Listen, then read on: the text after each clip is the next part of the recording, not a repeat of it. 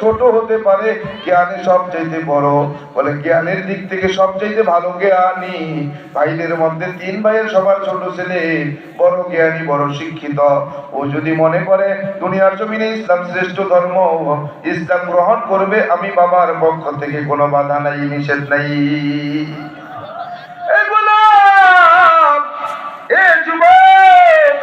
বাবাজি, পদ্মার মা, এজন্য প্রায় সময় বলে থাকি,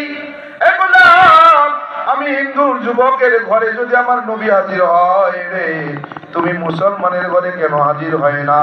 বোঝা যায় আশিকে রাসূল দাবি করো, অন্তরে নবীর ইশক থাকে না।